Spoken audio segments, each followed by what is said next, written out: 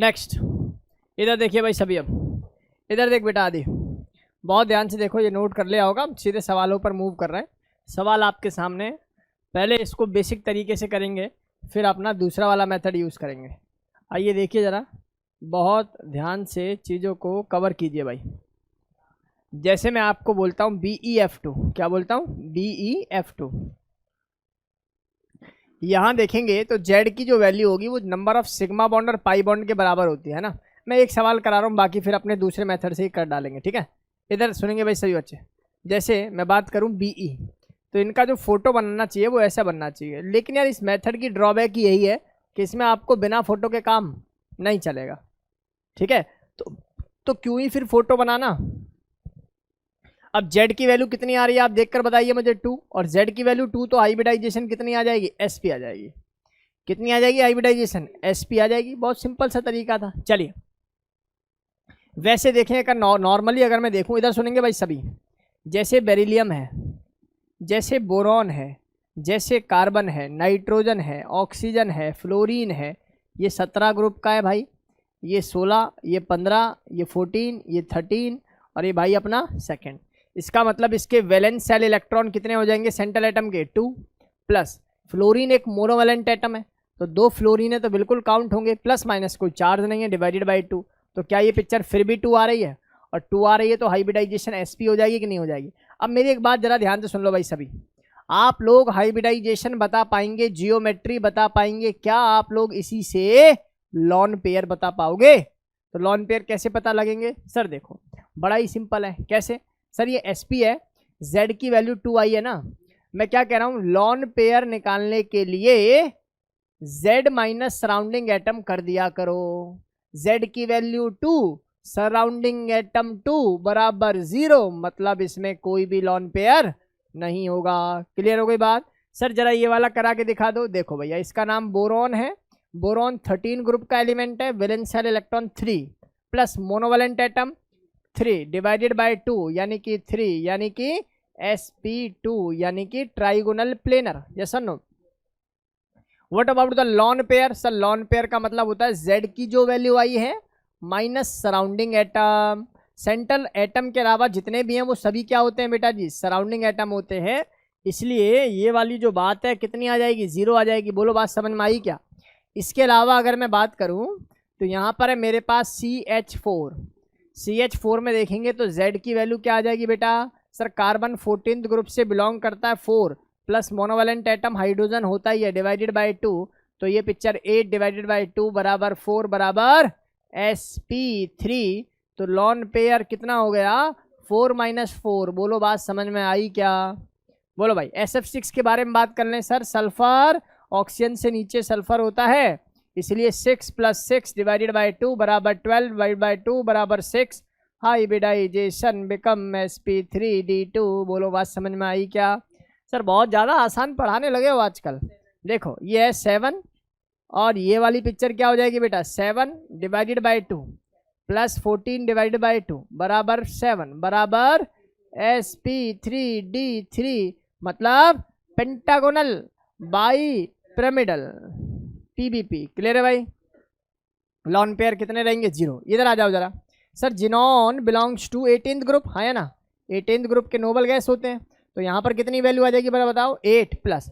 क्या ये monovalent atom है, क्या ऑक्सीजन मोनोवैलेंट एटम है। सर मोनोवैलेंट का सेंस बता दो, जो एक बॉन्ड बनाए, और हम लोग हाइब्रिडाइजेशन में मेटल का पार्टिसिपेशन नहीं करते, इसलिए ऐसे एलिमेंट जो एक ही बॉन्ड बनाते हैं वो है हमारे पास fluorine, chlorine, bromine, iodine and hydrogen. चलिए सर, तो ऐसा मानकर चलते हैं ये पिक्चर 0 डिवाइड बाई 2 बराबर 4, मतलब हाइब्रिडाइजेशन sp3। कोई लॉन पेयर पूछेगा तो 4 माइनस 4 0। बोलो बात समझ में आ गई। सर ये तो महा बेसिक सवाल टाइप के आप करा देते हो कभी कभी, चलो ये भी जरूरी है बच्चों। अगर मैं बात करूं C3O2, क्या नाम है इसका, कार्बन सब ऑक्साइड बोलते हैं इसको। क्या बोलते हैं, कार्बन सब ऑक्साइड। ठीक है भाई, इसका फोटो बना लें क्या, कार्बन कार्बन कार्बन। सबसे पहला काम, बीच वाले कार्बन की वैलेंसी डबल बॉन्ड से पूरी कर दो, और आजू बाजू वाले कार्बन की वैलेंसी ऑक्सीजन से पूरा कर दो। बोलो बात समझ में आई क्या। और ये डेटा समझ में आते ही अब देखो दोनों मेथड की अपनी अपनी विशेषता है। यहाँ पहला मेथड लगाओगे तो प्रॉब्लम होगी, दूसरा वाला पहला लगाओ, बड़ा आसान से आंसर आ जाएगा। सर इस कार्बन की मुझे निकालनी है इंडिविजुअली, तो सर ये सिग्मा है, ये पाई है, सर ये सिग्मा है, ये पाई है, सिग्मा सिग्मा ऐड कर दो, पिक्चर बिकम एसपी। बोलो हाँ या ना। और hybridisation percentage of S character is directly proportional to electronegativity. ये बात भी अपने दिमाग में रखना, कहीं एसपी आ रहा है कहीं sp2 आ रहा है, तो किसकी परसेंटेज ऑफ एस करेक्टर ज़्यादा है? sp का, इसलिए उसकी इलेक्ट्रोनेगेटिविटी भी ज़्यादा, इसलिए वो मोर एसिडिक भी होता है। चलिए C3H4 के बारे में बात करूं, क्या होता है C3H4? बनाएगा कोई बच्चा? कैसे फोटो बनेगा? एलीन होता है, ये एलीन होता है। बताइए कैसे बनता होगा? कैसे? कार्बन कार्बन कार्बन, सही है। और यहाँ क्या बना दें? ट्रिपल बॉन्ड, डबल बॉन्ड, ठीक है। अब हाइड्रोजन की वैलेंसी पूरी करनी है, ठीक है। ऐसे ऐसे भी तो बन सकता था, क्या यहीं मैं एक लगा दूँ और वहाँ कितने लगा दूँ? 3 बीच में, नहीं ऐसे भी बन जाएगा, ये भी ठीक है। तो यहाँ पर अगर मैं बात करूँ, हाँ आइसोमर हो जाएगा वो। इधर देखिए सभी, यहाँ पर अगर देखें तो ये सिग्मा है, ये सिग्मा है, ये सिग्मा है, ये पाई है, हाँ या ना। तो इस तरीके से हाइब्रिडाइजेशन बिकम, कुछ तो बोलो, sp2, हाँ या ना। बीच वाले का बोलना जरा, sp आएगा, इनका बोलना जरा sp2। बोलो बात समझ में आई क्या? अगला वाला आंसर महा आसान आंसर होना चाहिए। इस हाइड्रोजन को यहाँ से हटा दूं क्या और इसको यहाँ लगा दूं क्या? Sigma sigma pi pi, sigma sigma sigma sigma sigma sigma pi pi sigma sigma, हो जाएगा। बोलो भाई, अब बताने की शायद कोई आवश्यकता नहीं है भाई, बड़े ही अच्छी तरीके से ये डेटा हमारी क्लास के बच्चों को समझ में आ गया होगा। चलिए भाई मूव करते हैं आगे और सिखाते हैं कुछ हाइब्रिडाइजेशन के और सवाल, जल्दी से इनको नोट कर लीजिए। चलिए भाई आगे मूव करते हैं, आगे मूव करते हैं। कुछ सवाल मैं लिख रहा हूँ आप लोगों के लिए, आप लोगों को बहुत जल्दी से उनके आंसर्स करने भाई। ऑनलाइन वाले स्टूडेंट्स भी इफेक्टिवली पार्टिसिपेट करें भाई, बहुत जल्दी से इन सवालों के आंसर हमें बताएं। सबसे पहला सवाल आ रहा है आप लोगों के लिए XeO2F2। दूसरा सवाल आता है आप लोगों के लिए XeF5। तीसरा सवाल आता है आप लोगों के लिए I3+। चौथा सवाल आता है आप लोगों के लिए N3-, अजाइड बोलते हैं बच्चों इसको, है ना, it is known as azide. चलिए पांचवा जो कंपाउंड मेरे पास आ रहा है उसको बोलते हैं H3BO3। नेक्स्ट जो कंपाउंड है मेरे पास उसका नाम है H4XeO6, परजेनिक एसिड। नेक्स्ट जो मेरे पास कंपाउंड आता है वो है S3(2-). अंतिम जो इसका सवाल आता है XeF3+। चलो बेटा शुरू हो जाओ, बहुत जल्दी से शुरू हो जाइए। काव्य अगर कोई डाउट है तो पूछो बेटा, आदि काव्य अगर कोई भी डाउट हो तो पूछो बच्चों। चलिए भाई देखिए सवाल कैसे होना है, इधर आइए, इधर आइए सभी बच्चे, बहुत ध्यान से देखिए। देखिए कैसे होगा, कैसे होगा, इधर आ जाइए। Z कैसे निकलेगा? ऋतिक इधर आ जा। ये वैल्यू कैसे निकलेगी? 8 + 0 + 2 / 2 बराबर 10 / 2 बराबर 5 बराबर sp3d, हाँ या ना। बड़ा सिंपल सा था। सर आपने ऑक्सीजन का नहीं लिया भाई, मोनोवैलेंट थोड़ी है, डाईवैलेंट है, इसलिए नहीं लिया। बोलो बात समझ में आई क्या? अच्छा कोई पूछे जी लॉन पेयर बताना, Z की वैल्यू 5, सराउंडिंग एटम 4, तो वैल्यू कितनी? 1। बोलो बात समझ में आई क्या? स्ट्रक्चर बनाना पड़ेगा, स्ट्रक्चर बनाने में हालत होगी खराब, इसीलिए इस मेथड को यूज करें। देखिए भाई आगे देखिए, ये कितना सिंपल सा सवाल है। ये 8 + 5 और माइनस हो तो क्या कर लेना, प्लस, / 2 बराबर 7। 7 का मतलब, बोलो बात समझ में आई क्या? लॉन पेयर निकालने के लिए Z- सराउंडिंग एटम, ठीक है, 2 लॉन पेयर आ जाएंगे। इधर आ जाओ भाई, देखो इसको लिखने का तरीका होता है, सुन लो, इसको लिखने का तरीका होता है, इसको लिखते हैं हम लोग I और यहाँ लिखते हैं I2 और यहाँ लिख देंगे प्लस, तो ये हो जाएगा कितना? 7 + 2 - 1 / 2। तो 8/2 बराबर 4 बराबर sp3। कोई पूछे लॉन पेयर बताना तो आप बोलना sir 4 minus surrounding atom that is 2। बोलो हाँ या ना।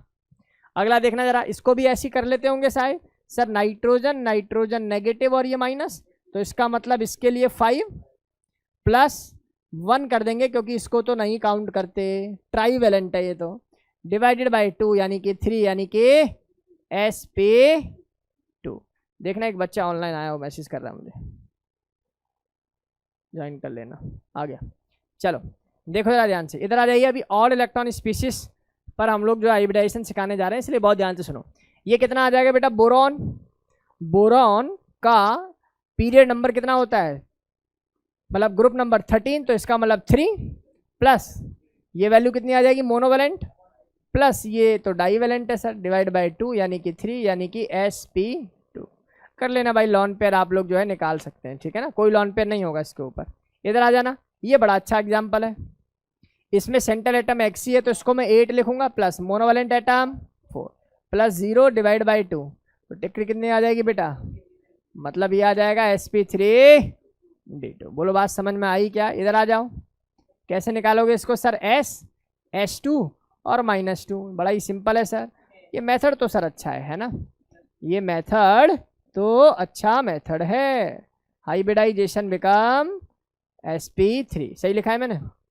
आ जाओ नीचे आ जाओ, इस पे आ जाओ, ये 8 हो जाएगा बच्चा। F3 का मतलब क्या हो जाएगा, 3 -1 डिवाइड बाई 2, 8 प्लस 3 यानी कि 12 प्लस -1। ओके, तो घबरा गया मैं तो, 11 सोच के घबरा गया मैंने, अब कैसे पढ़ाऊंगा। कितना आ रहा है ये, 11 -1 डिवाइड बाई 2 यानी कि 5। 5 का मतलब क्या हो जाएगा, ये sp3।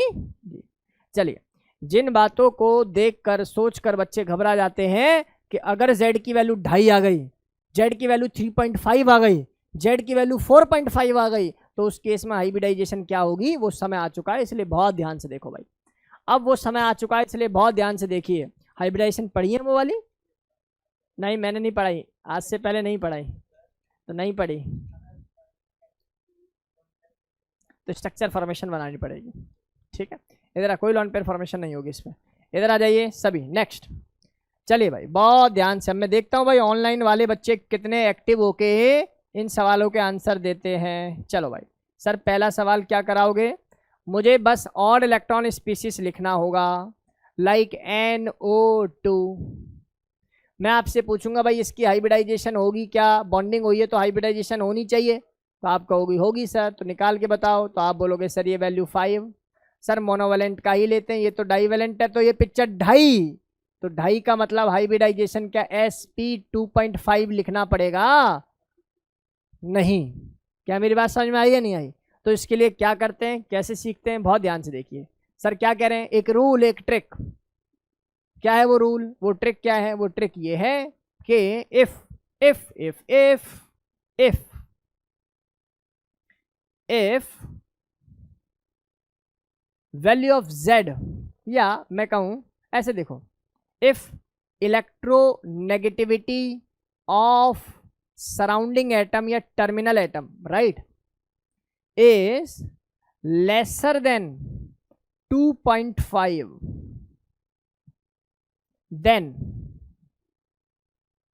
देन एग्जाम्पल के थ्रू मैं इसको समझाऊंगा। प्यारे बच्चों, अगर तुम्हारे जीवन में z की वैल्यू 2.5 आ गई है, ठीक है, और या मैं बोलूं z की वैल्यू 3.5 आ गई है, और आप लोगों के पास जो इलेक्ट्रोनेगेटिविटी है सराउंडिंग एटम की वो कम है किससे, 2.5 से। दो फैक्टर, पहली बात z की वैल्यू आधी अधूरी कुछ भी आए वो अलग केस है, आप देखें क्या सराउंडिंग एटम की इलेक्ट्रोनेगेटिविटी 2.5 से कम है, जैसे हाइड्रोजन, जैसे फास्फोरस।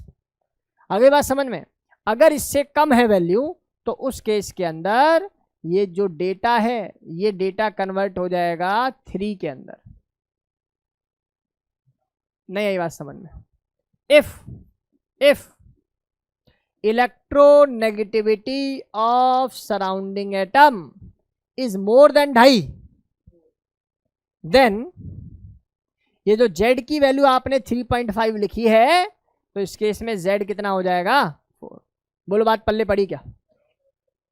हाँ, राउंड ऑफ फॉर्मेशन। ठीक है भाई, तो आपको इसी रूल के अकॉर्डिंग अरेंज करने के लिए सवाल पूछे जाते हैं। मान लो NO2 दे दे और ऐसा कोई और इलेक्ट्रॉन स्पीसीज और भी दे दे, एक सिंपल स्पीसीज दे दो और पूछेगा हाइब्रिडाइजेशन का ऑर्डर लिख दीजिए, परसेंटेज ऑफ एस करेक्टर का ऑर्डर लिख दीजिए, एनर्जी का ऑर्डर लिख दीजिए, एसिडिटी का ऑर्डर लिख दीजिए, तो उस केस में आप इस फॉर्मूला को यूज़ करेंगे। इधर आइए, इधर आइए, एग्जाम्पल के तौर पर मैं NO2 उठा लेता हूँ।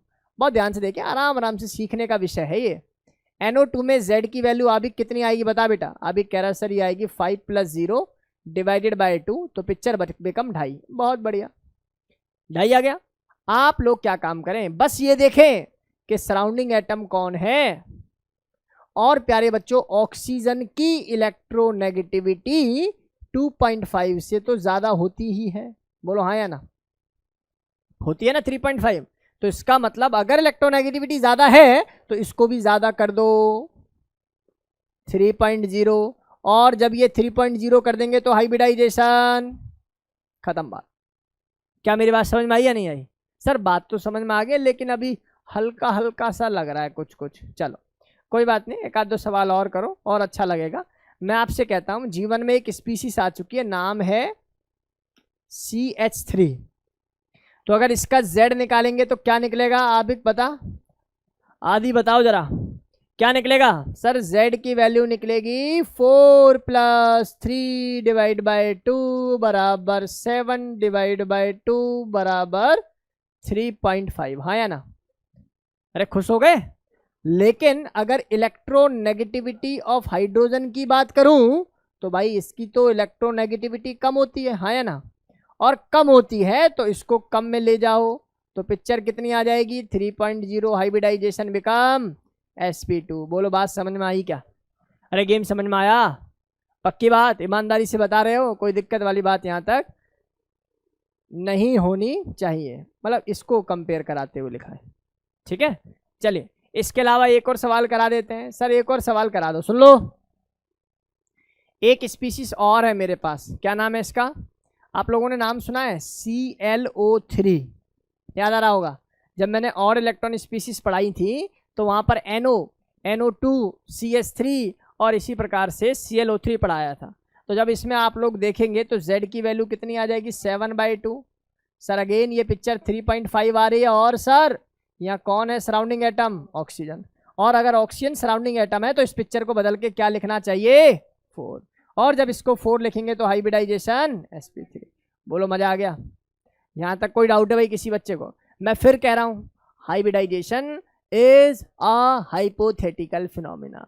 सर सारा पढ़ा दिया, अब लास्ट में कह रहे हो कि चीज़ें गलत होती हैं। क्या करें, केमिस्ट्री है ये, डे बाय डे अपडेट होती है। अब इसके बाद जब हम आप लोगों को पढ़ाएंगे, मौत पढ़ाएंगे यानी कि MOT पढ़ाएंगे, तो समझ में आएगा कि ये तो हम लोग एटॉमिक ऑर्बिटल को जोड़ रहे हैं, असल में तो मॉलिक्यूलर ऑर्बिटल जुड़े होते हैं।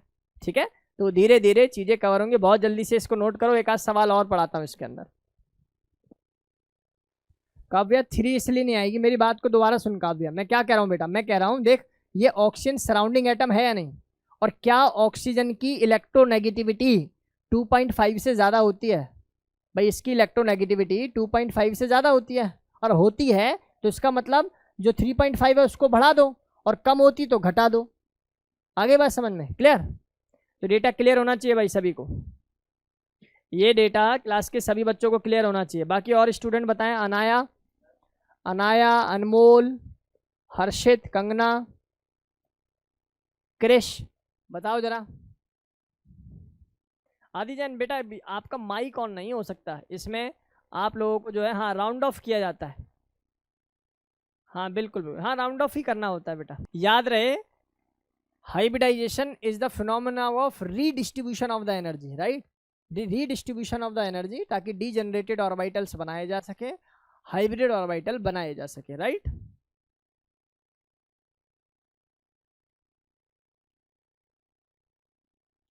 सर कार्बन के अराउंड अगर 2 सराउंडिंग एटम हो जाते हैं तो क्या करना होता है?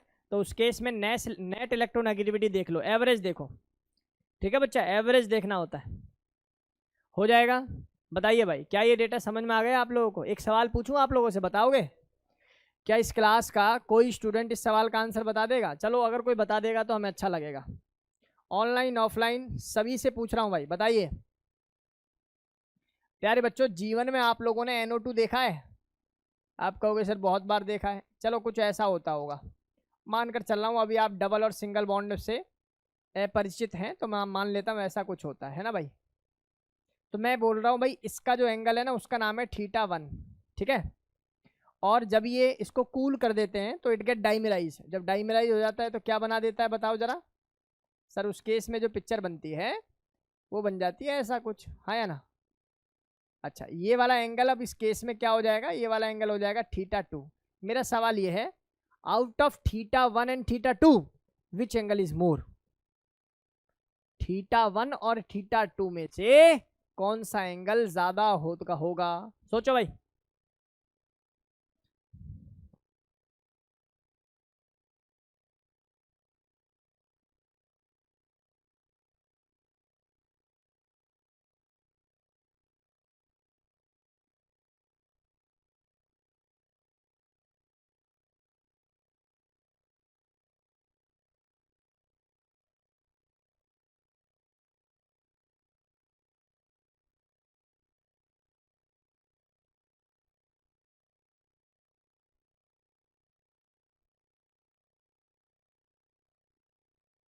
आंसर बताओ जल्दी से, θ1 या θ2? चलो 2000 विद θ1, रेज योर हैंड। हाथ खड़े करो भाई ऑनलाइन वाले भी, जल्दी से रेज योर हैंड जो कह रहे हैं θ1 is the right answer of this question. 1 2 3 4 5 7 8 9 10 11 12 13 14 15 16 17 18 19 20 21 22।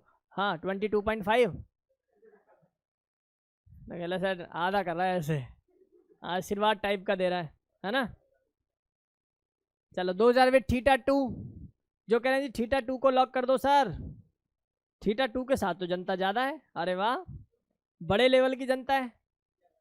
12 बच्चे तो ऑनलाइन ही दिखाई दे रहे हैं हमें θ2 वाले, बाकी ऑफलाइन भी हैं। 1 2 3 4 5 6 7 7 12 17 हो गए, 19 बच्चे कह रहे हैं कि θ2 इज द राइट आंसर। चलो the right answer of this question is, आ गया है इस सवाल का सही उत्तर। θ1 और θ2 में से जो सही उत्तर होगा वो क्या होगा प्यारे बच्चों? θ1 होगा। एक बच्चे ने आंसर बिल्कुल सटीक बोला है, वंश ने बोला है कि सर देखो θ1 इसलिए है क्योंकि यहाँ odd pair of the electron है, और ऑड पेयर मतलब अकेला, अकेला मतलब रिएक्टिव, रिएक्टिव मतलब रिपल्शन, है ना। और रिएक्टिव का मतलब एनर्जी को बढ़ाने वाला, स्टेबिलिटी को घटाने वाला, इसलिए θ1 के अंदर रिपल्शन ज़्यादा है। रिपल्शन ज़्यादा की वजह से एंगल बढ़ेगा। ये VSEPR थ्योरी कहती है कि जैसे जैसे रिपल्शन बढ़ेगा वैसे वैसे एंगल भी बढ़ेगा। चलिए आज की कक्षा के लिए इतना ही, मिलते हैं अपनी अगली क्लास में, सीखेंगे इसके बाद की कहानी। जब तक के लिए बाय बाय।